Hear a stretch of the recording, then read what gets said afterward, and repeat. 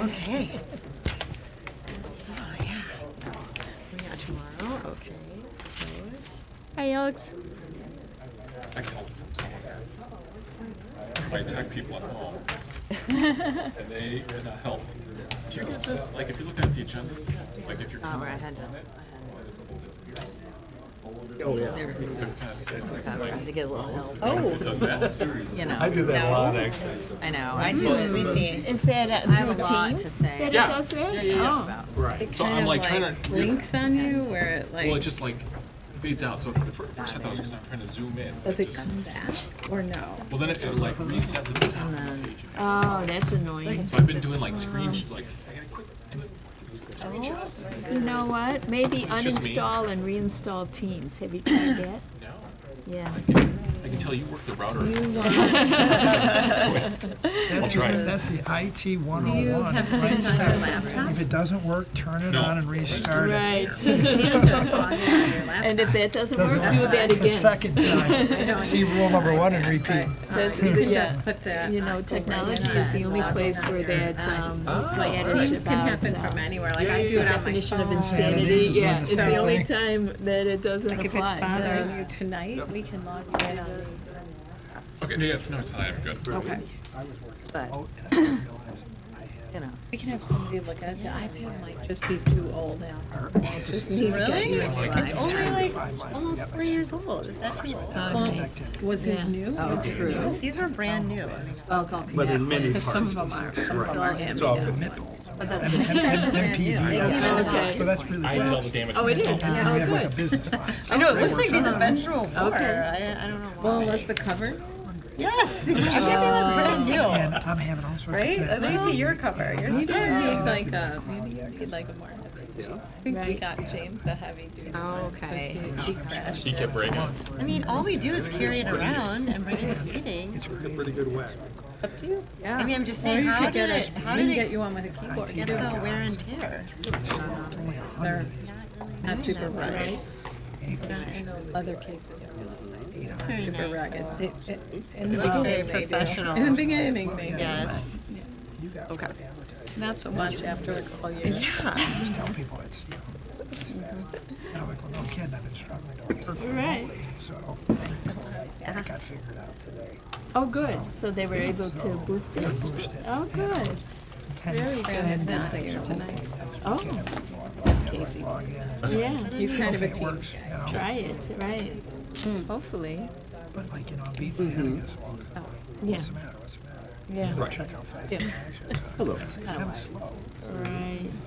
I never know what the values mean for all the MBPS. I gotta look 'em I up. know what a terabyte, I know only 1 terabyte is fast, I know that, but then when there's you a get to thing the called- MBPS, I have no We'll idea. talk on data. Oh, yeah. Super fast. Oh, and that's really? what we have like in our offices, which makes sense. Okay.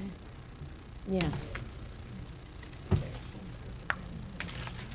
Or terabyte is more like storage, isn't it? Yeah, that's- okay. that's how much data Right. Right. Thanks, Dan. I'm just waiting for 7 o'clock. In between. No, but we're almost just there. keeps missing 6:59 according to my iPad, so. Same with mine. Oh, now it says 7. Oh, now it's This is what 7. this is gonna look like.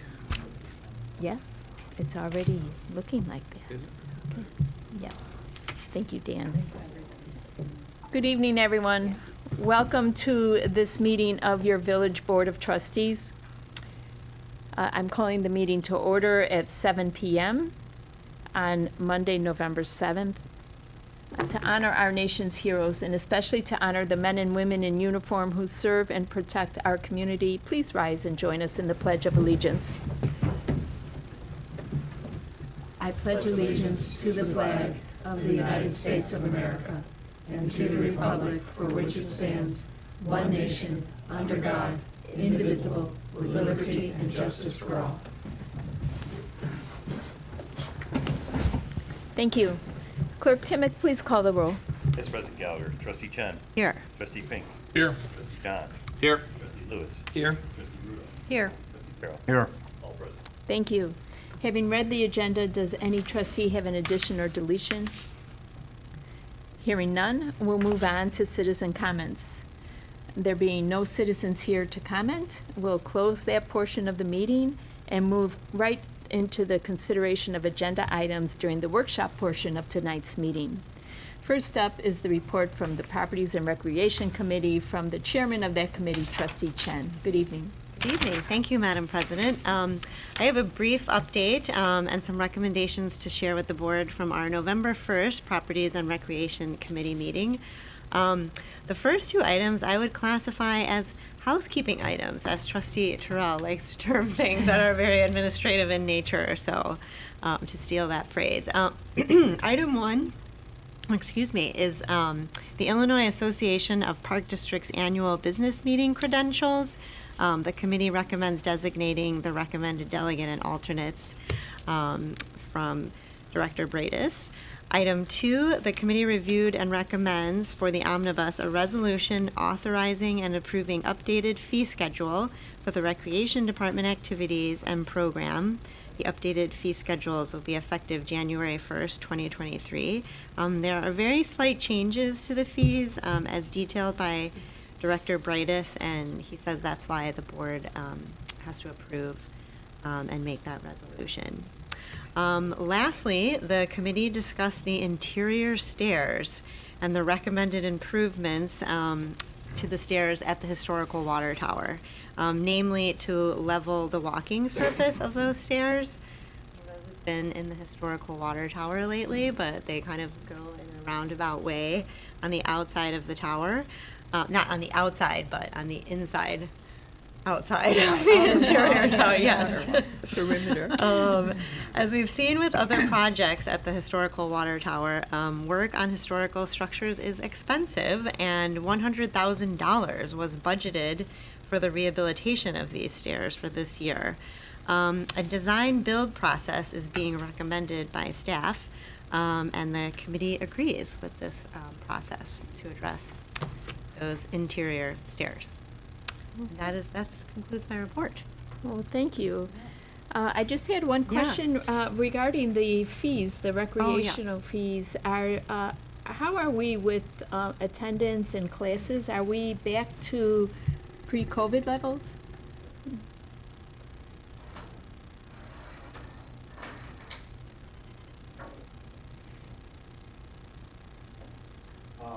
We're actually, I think, exceeding our pre-COVID numbers in a lot of our programs, so everybody's excited to be back, and yeah, we're just keep on growing. The biggest problem we have right now is just finding space to be able to run more programs. Oh, well, that's a good problem to have, I Yes. suppose. All right, thank you. Mm-hmm.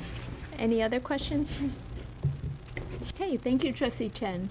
Moving on to the report from the Public Works and Water Committee Chair, Trustee Fink, you have the floor. Thank you. So the first item is the 2023 asphalt resurfacing motor fuel tax resolutions.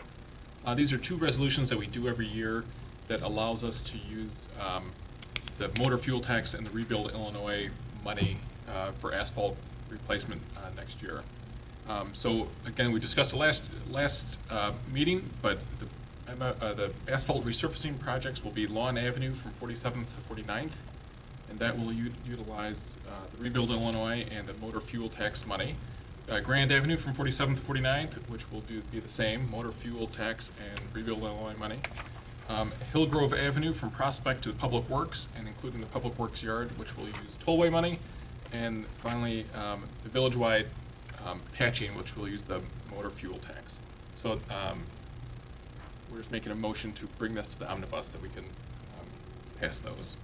Okay, we'll put that on the omnibus, thank you. When are they gonna do Hillgrove? Do we know when Hillgrove would be done?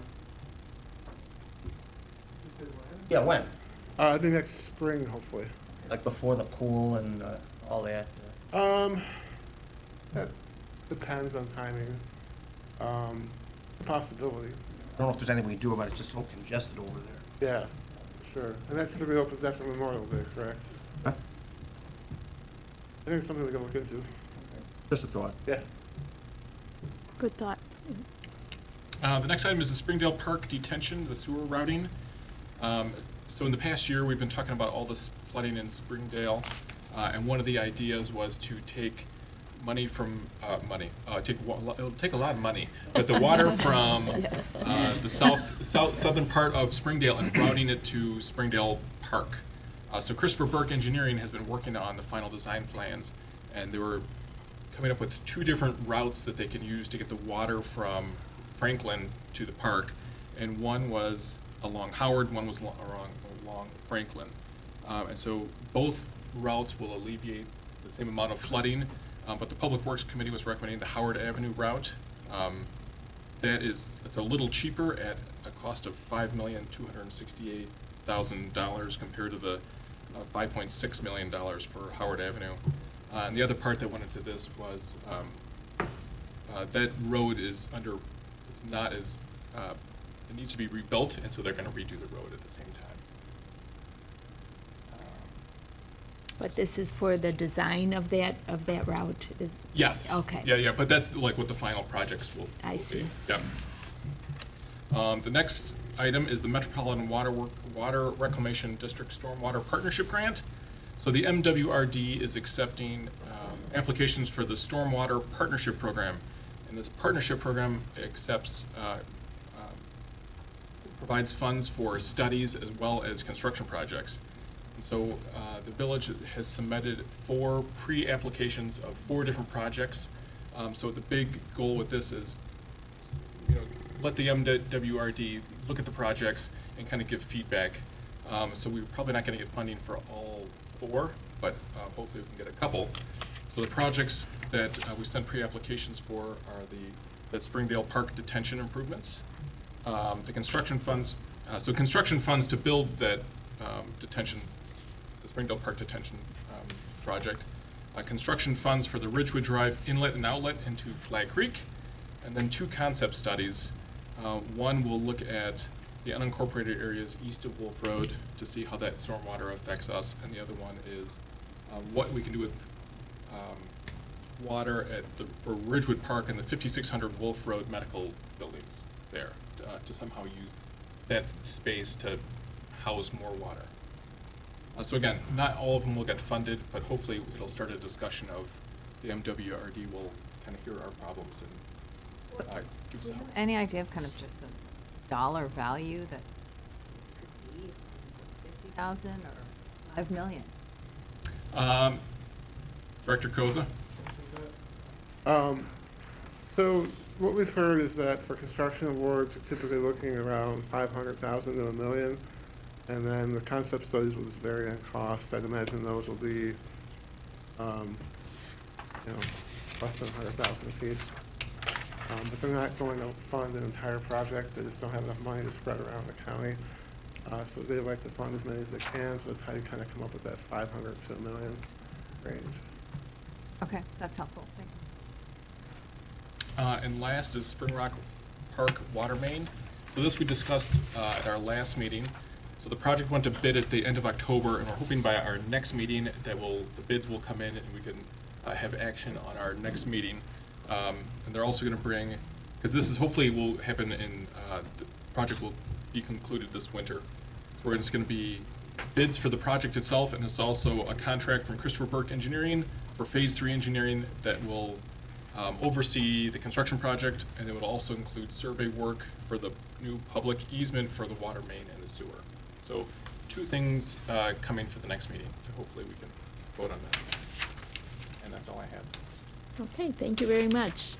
Moving on to the Planning and Zoning Committee report, Trustee Jen. Nothing for me to this evening. Okay, thank you. Then moving on to Public Health and Safety Committee, Chair Trustee Lewis. I have a couple of items of information to share this evening. The first ties to the village is issuing a request for proposal related to our paramedic service. We've been with the same vendors for quite some time. We're very happy with them, but it is a rather expensive item, and we thought it would be prudent to test the market to see what's out there, and so we've put out a request for proposal, and those responses are due back in November 18th or so. So then we'll be taking a look at those and see where we end up. Great. And also, we've learned that Assistant Chief Chuck Lichtenauer is planning to retire later this month. He's been with the department 22 years.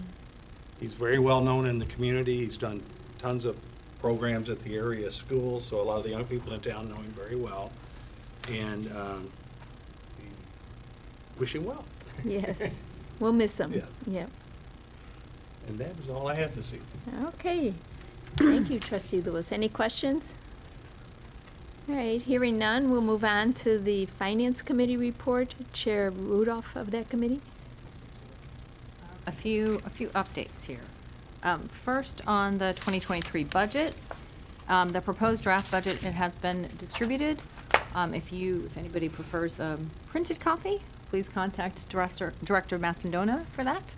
And we're not going to be discussing the budget tonight, but I encourage the board to review and contact staff with any questions. I know each of you in your committees has reviewed kind of your respective areas, but to look at the rest of it, encourage you to take a look.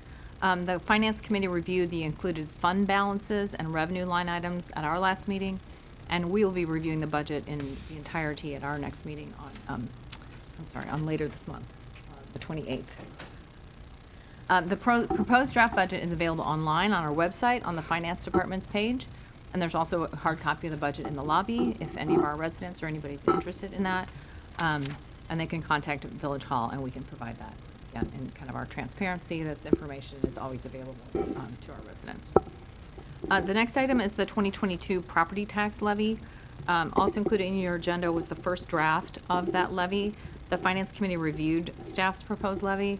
And due to the recent availability of the 2021 agency reports from the county, the number presented tonight is slightly lower than the proposed levy discussed at our meeting, which we had on the 3rd.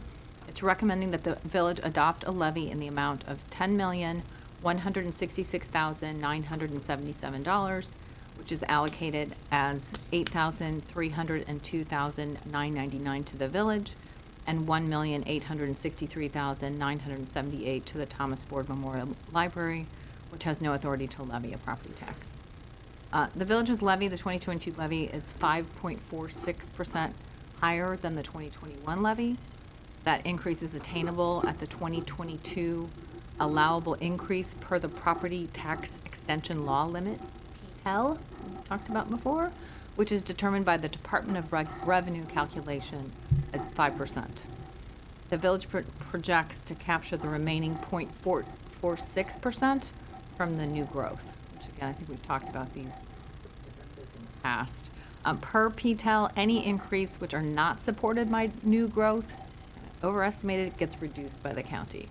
We've come back to you in the past sometimes when there have been kind of slight changes in that. Just as a reminder too, as a non-home rule community, we have to comply with the PTEL limitation law, which specifies that the increases are to be the lesser of 5% or the CPI, which, as you all may know, the CPI for 2021 is 7%, so hence the 5%. So pretty significant change than what we've seen in past years. The levy amount may be changed as new budgeting information is available. Moving on, a few budget amendments and transfers to update you on. The first one is an amendment for $116,399.84 of separation benefits. These are accrued vacation payouts due to recent retirements and resignations, and those are required by law. The next one is $20,000, an amendment that is into the part-time training and other expenses.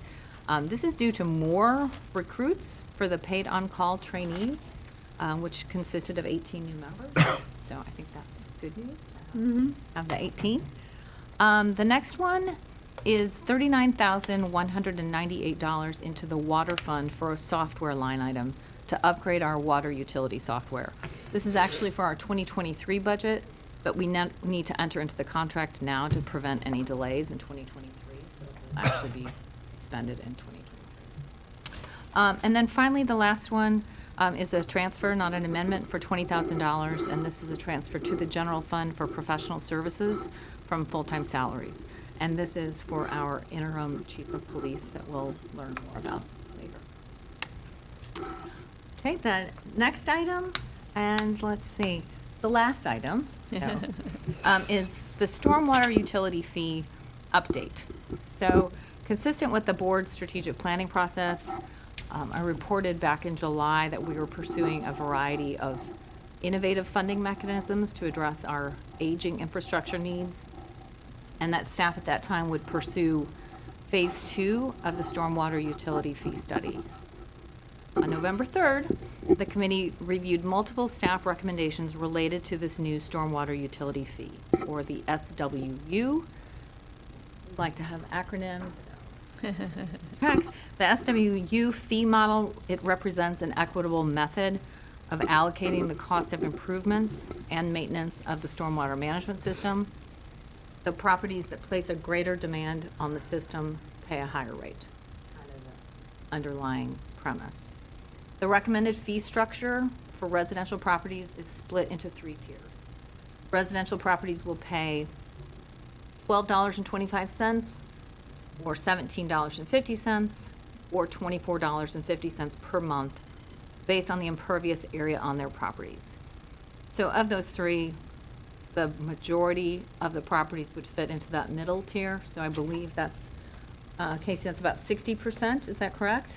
Yeah, that's correct. And that $17.50 per month, just to do the quick math for you, is $210 a year. Non-residential fees are calculated similarly by using the number of equivalent runoff units, ERUs, present on each property. So really to get into the weeds here. 1 ERU, it's equivalent to about 3,700 square feet. The fee structure gives the village the financial ability to pursue up to $9.5 million in alternate revenue bonds for capital projects, fund our annual operations and maintenance, and it provides the village with the option to keep the rate flat for 3 years, which I think is a nice benefit to keep it at that level. Village staff presented us to a draft credits program to accompany the new fee. And the purpose of this program is to provide residential and non-residential customers the ability to improve their stormwater management conditions on their property by taking actions to reduce the impervious areas or improve the stormwater retention on their property and thus lower their utility fee amount. One of the things that staff learned is that, for example, some of the churches, they already have like these big detention facilities on their properties. So this is something that it would reduce their impervious surface, make sure I'm saying that right, and get a credit for having such a mechanism. Am I saying that right? So that was kind of a nice thing that they found kind of through this process of even talking with a lot of the community. The credits being considered, they focus on the volume control, like detention ponds and basins, rain gardens, permeable pavers, and cisterns. So I think this is a really nice kind of incentive and opportunity to have our residents be able to have a role in the overall stormwater management. I mean, this is a significant issue facing all of us, and it's nice that there can be a way that we can have them as part of the process. Another credit option being considered is a community partnership credit for non-residential properties that work with the village to manage stormwater. And lastly, the staff recommended that all residential and non-residential properties within the village be subject to the new SWU. Circling back just to the aging infrastructure, I know we've all discussed this on numerous occasions.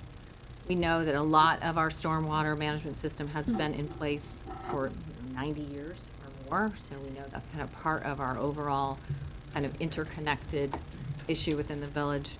But, you know, as each day passes and our storms get worse and our stormwater system continues to age, I believe we may be on borrowed time.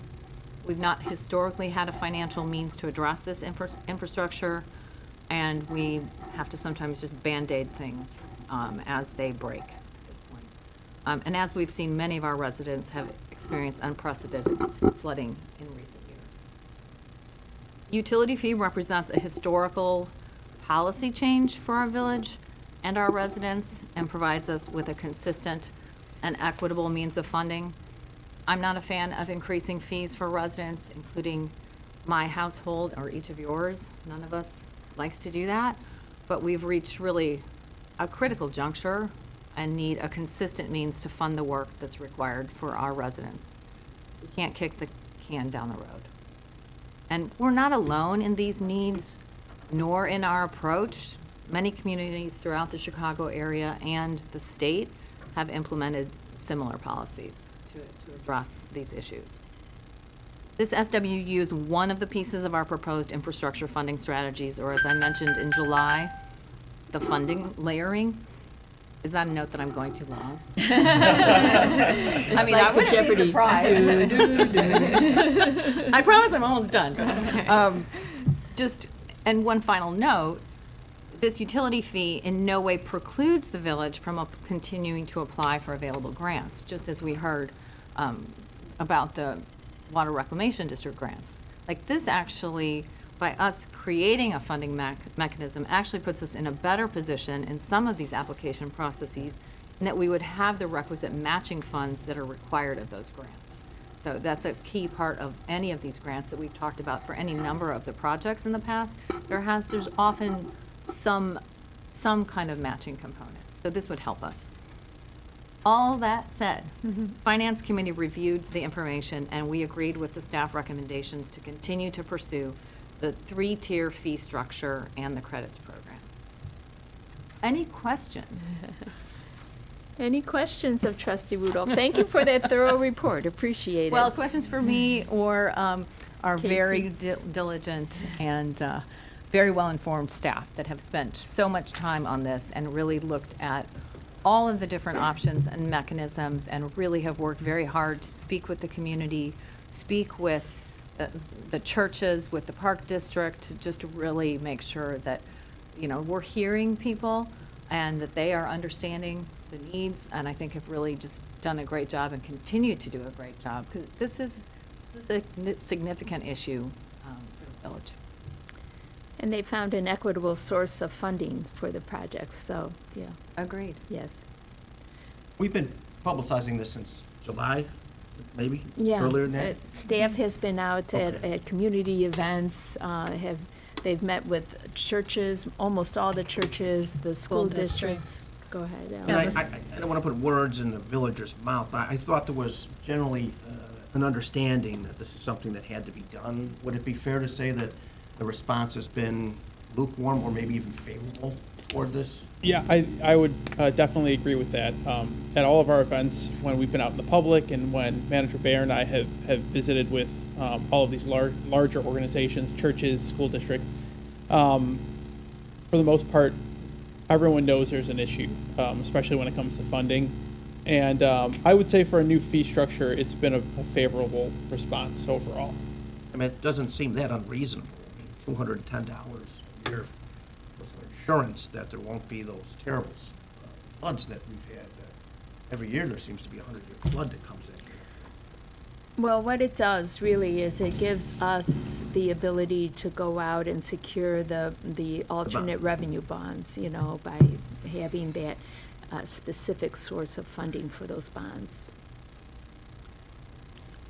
Otherwise, the fee itself would take years to accumulate in order to address the serious issues that we're facing. There will be a delay in, we can't run right out and go get those bonds. We have to have some proof that we are collecting these revenues. And so somewhere during that first year, then we would gather the data and be able to go out to look for funding. That'd be 2 years from now. No, probably sooner. We think you have to have at least 6 months of good data on our revenue. So it depends on when we start the actual implementation of the fee. So if we get it in the early part of next year, sometime in the first 4 to 6 months, then, I would say by the end of the year, we'll be looking to try to capture all that data and use it to go out for the bonds. Trustee Rudolph, excellent presentation, and I really appreciated at the end where you really described why I think this is a great idea. I apologize. In the beginning, what did you say what the timing is for our adoption of this program, or are we still in the process of? Yeah, that hopefully will be Okay. somewhere in that first 4 to 6 months of the 2023. Okay. Yeah, originally we had hoped to start it sooner, but I think with implementation, we're looking at the first quarter will still have some work to be done, and we want to make sure we roll it out with everything in place. So by month 4, Yeah, that's the goal. best case. Tonight's conversation will certainly help us, because once we have a fee structure in place, then we can start talking to bond counsel, we can start integrating it into our billing utility system, and then we can reach back out to those larger groups and give them a more fine detailed amount that they're going to be paying on an annual basis. So we wanted to focus a lot on public education as well over the last couple of months. So we were very conscious that, it's a new fee. We wanted to make sure that everyone was well informed. So it's been a little slower than we expected, but we're hoping in the first 4 to 6 months to have the first bills out. We also hope that residents will have a chance to go onto that portal, look at their own properties, let us know if there are things that are different or missing. If they have, as we found when we talked to many of the churches, if they have something that would give them a credit or an incentive kind of opportunity, that they have time to tell us that in advance. So we think the next few months will be a lot more work, and then we'll hopefully have refined it to the point where we can implement. The committee, part of what we looked at were the different types of fee structures as well as the credit program. And so this was the fee structure and the credit program that we agreed with the recommendation to pursue those. Is there any other action required by this board with relation to those items? Well, not tonight. Not tonight, but in the future, you'll be presenting how, The if next there's steps, yeah. anything. Okay. Mm-hmm. Yeah, but before implementation, we'll bring back an ordinance for the board to Okay. review. So it'll have to be put in place into our code, and there'll be a pretty big ordinance for you all to review. But this gives us direction at least to continue pursuing and implementing this fee structure. Did you name any credits for residential owners? Is it the same as It's the the other same. ones? So Oh, those, okay. like, the same thing, like, Okay. I have a neighbor, for example, who has a pretty extensive rain garden. Yes, Like, okay. that would be, So the same. Maybe you said that, but I thought. I'm that sorry, I was don't think I distinguished, and then I Okay. referred to one of the churches. Okay, Um, so that's both residential and non-residential properties. How does the credit work? Do you move into the lower tier? Well, that's one of the things they're working through the Oh. details. So Yeah. just the idea of having the credit and incentive program was kind of part of the recommendation. Again, other villages do similar things, and there's a variety, if I'm not mistaken. Again, He's over here. Actually, I was trying to make sure it was off. Sorry about that. No worries. No, Trustee Rudolph is right on. So it depends on the credit. So a detention basin, for instance, could give a specific amount, a percentage off on the monthly bill based on how much volume it's detaining. But something like permeable pavers could almost kind of be a double, because if you install like a permeable paver driveway, that reduces your impervious area, but it also is a credit in our program. So as we develop the program, we'll have a guide for residents and businesses and churches and all organizations to utilize when applying. So that'll be published alongside the fee at some point as well. And those are the kinds of things that, they provide kind of ongoing reduction or, slowing of the rate. Great. So I know we got the big roadway bonds. There was a referendum for it. So if we have like a line of money that comes from this, would we still need a referendum for this bond? For the road, no, not for this one. So if we have a bond for like a big sewer project, and you have a line of money that's going, is there a need for a referendum question, I guess? Not for Or is this. it, we can just do this on our own? This we could do because it's an alternate revenue source. John, do you want to give a quick overview of that? Yeah, so what an alternate revenue bond is you're just pledging a revenue source to be used to pay the debt service of that bond. So You could still go out to referendum if you wanted to and still pledge that, but you would have to go to referendum and you may get lower interest compared to alternate revenue. But the recommendation right now is just to start off the project that we could do an alternate revenue bond and use the fee to pay down the debt service. Is there a difference with the size of the bond, alternate revenue bond compared to a referendum bond? Well, the alternate revenue bond will have to be supported by the fee. Right, but I So- mean, is it a smaller amount? Are we limited to how much we can borrow if it's an alternate revenue bond compared to a revenue? Revenue. Now I don't think with this fee structure we'll run into that. If we were trying to get a $60 million alternate revenue, yeah, the fee would not be able to support the debt service of that. As long as your revenue the revenue services the debt service, that will drive how big a bond issuance we can do. And there's also with alternate revenue bonds, you have a backdoor referendum.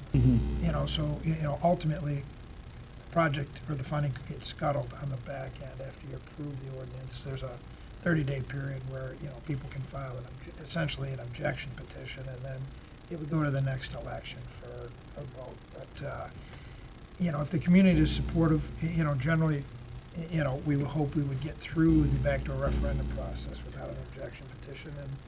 And then, whatever the 6 to 8 month, kind of revenue period that manager was talking about, that will help kind of peg, what the market will give us in terms of both a rate and then how much of a bond we could issue in the first go-round.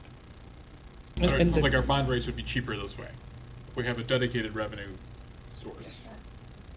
No. It's not necessarily cheaper. It's cheaper than other alternatives, but not the cheapest option. The cheapest option is a general obligation bond that is passed by referendum. Gotcha.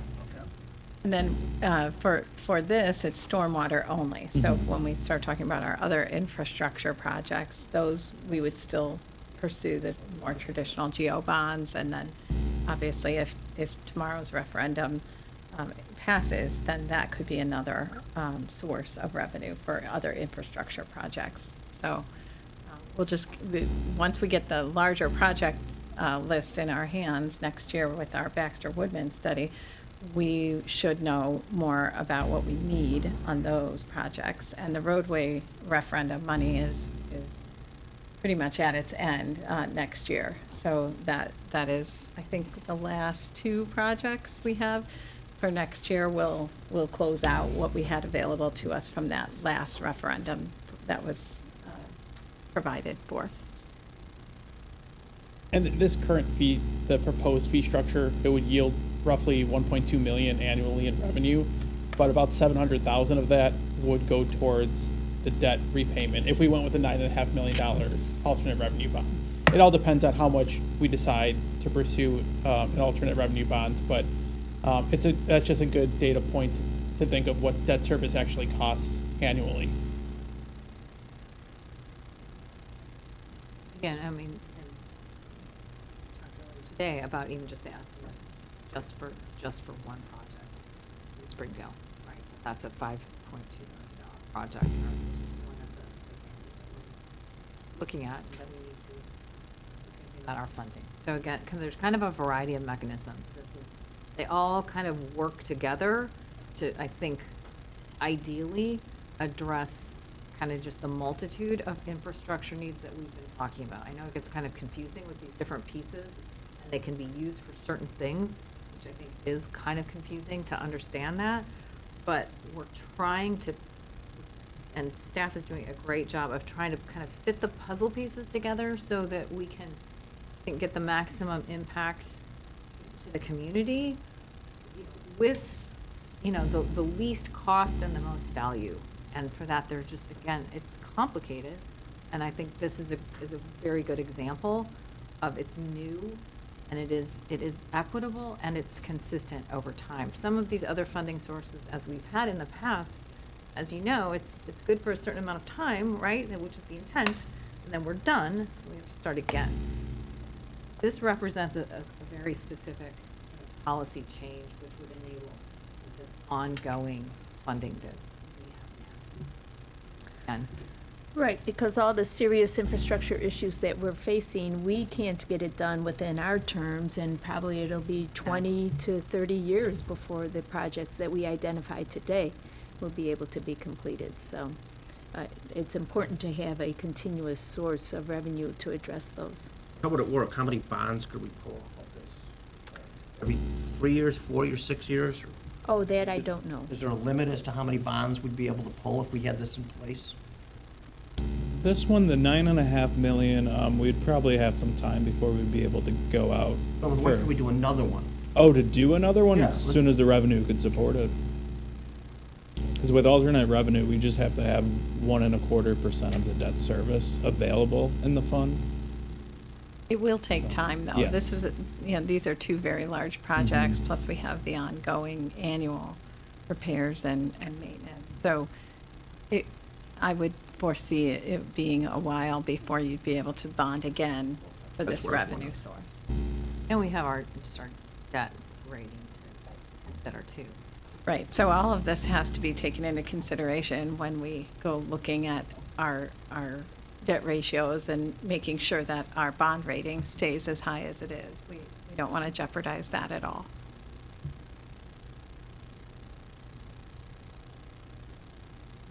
Any other questions?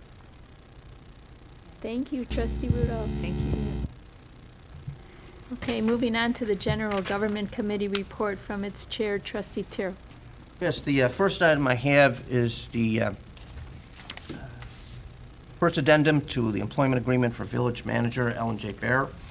On September 27, 2021, the Board of Trustees approved a multi-year employment agreement with Village Manager Ellen J. Bear for the term of September 27, 2021 through the second regular or special meeting of May 2025. Recently, the Board of Trustees conducted closed meetings on September 26, 2022 and October 24, 2022 to consider an addendum to the employment agreement with Village Manager Ellen J. Bear.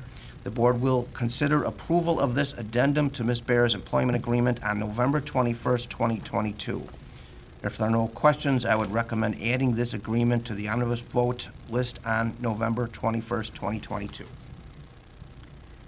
Any questions?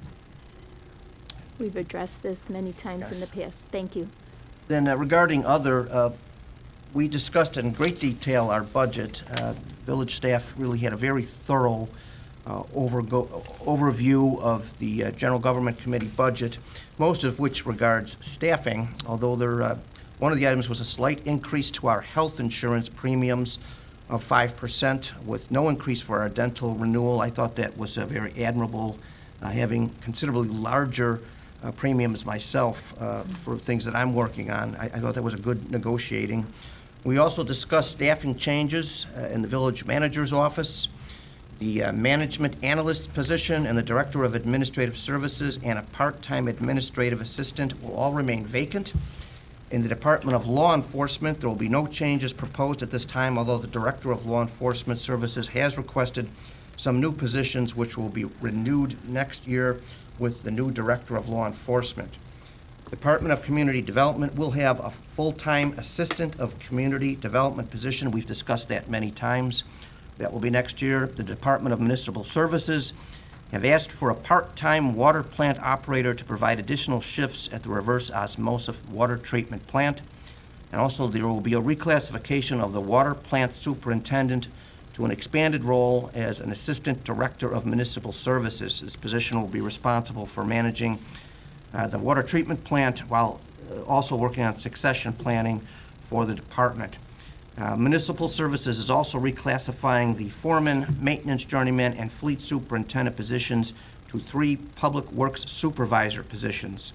Department of Recreation, there will be an expansion of, there is an administrative coordinator now working 29 hours a week. That will be increased to 37.5 hours a week. We're also considering the Department of Engineering Services, there's a request for a position to cover the inspection of public improvements for public and private projects, although that will be on the table. It's not being proposed now. It's be on the table next year. No proposed staffing changes for the Department of Information Technology, Department of Finance, and the Department of Fire and Emergency Services, but there will be pay raises for the Teamsters, sergeants, and patrol officers, as will be determined by the collective bargaining agreements that are being negotiated on currently. It was a very thorough, what's gone through. It's not in the packet, but I'm sure it'll be later on when we have our budget. They do a lot of work on this. It was very informative. Other than that, I would have nothing further. Okay, thank you, Trustee Terrell. Any questions? All right, moving on to the reports. First up is my report. Just want to recognize Chief Buds. Chief Brian Buds retired from his role as Chief of Police, Director of Law Enforcement Services on Thursday, November 3rd, after more than 25 years of service. Brian began his career in law enforcement with the Western Springs Department of Law Enforcement Services immediately after college in 1996. He followed in his father's and brother's footsteps, who preceded him here at the department. He has held several positions in the Western Springs Police Department, including Ordnance Control Officer, Telecommunicator, Patrol and Field Training Officer, Detective, Accident Reconstructionist, College Internship Coordinator, Sergeant, Lieutenant, and Deputy Chief. During his law enforcement career, Chief Buds was instrumental in revamping and enhancing the department's patrol officers' field training, college internship, and recruitment programs. He was also instrumental in achieving the re-accreditation designation from the Commission on Accreditation for Law Enforcement Agencies, or CALEA, in 2020. So the village board and staff wish Chief Buds the best in his future endeavors with the village of Buffalo Grove. And then I would also like to remind our residents to vote tomorrow if you have not already voted. There is a referendum question on the ballot that residents would be interested in casting their vote on, which regards the proposed 1% non-home rule sales tax increase.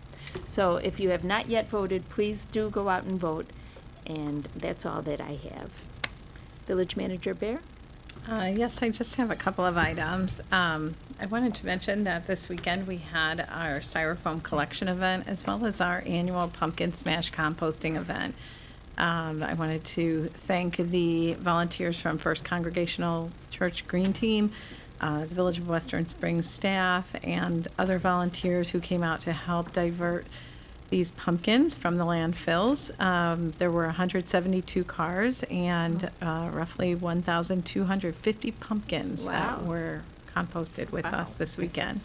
Thank you to Daisy for coordinating that event. I think it went really well. Thanks. Also, holiday light recycling. Daisy Chavez is working with the Green Team from First Congregational Church again this year to provide boxes at the Village Hall Library, the Village Hall Lobby, and the Thomas Ford Library, as well as at Village True Value Hardware. These boxes will be available for unwanted strings of lights through January 31st. So if anyone has anything they need to dispose of as they're putting lights up, they are already in place and available. And the last thing I just wanted to mention was, as you know, our LEAF program is currently going on with the rains we had this past week. We did spend a lot of time. Our Public Works team was out doing a great job of trying to keep those inlets clear. And so any help we can get from the community to keep those clear when you know rain is coming, keeping leaves out of the gutters during that time is key to making sure we don't have flooded streets. So just a reminder that's going on just for another couple of weeks. And that's all I have. Thank you, Manager Bear. Attorney Drusik, do you have a report? Not tonight. Thank you. Does any trustee have any other business they wish to address this evening? Hearing none, may I have a motion to recess to the closed meeting for the reasons stated in our agenda? Yes, that would be my motion to recess to a closed meeting for the purpose of discussion of, number one, the setting of a price for sale or lease of property owned by the village pursuant to 5 Illinois compiled statute 120/2, paren C, paren 6, And number 2, the appointment, employment, compensation, discipline, performance, or dismissal of a specific employee of the public body or legal counsel for the public body, including hearing testimony on a complaint pursuant to 5 Illinois compiled statute 120/2, paren C, paren 1. Thank you. Is there a second? Nicole? Yeah, trustee Chen, thank you. May we have the roll call vote on that, please, Clerk Timick? Yes, President Coward. Ken. Aye. Aye. Ken. Aye. Aye. Aye. Carol. Aye. Motion carries. Thank you. Ladies and gentlemen, we are now in closed session. We will reconvene following closed session to vote on 2 agenda items in open session. Thank you and good evening.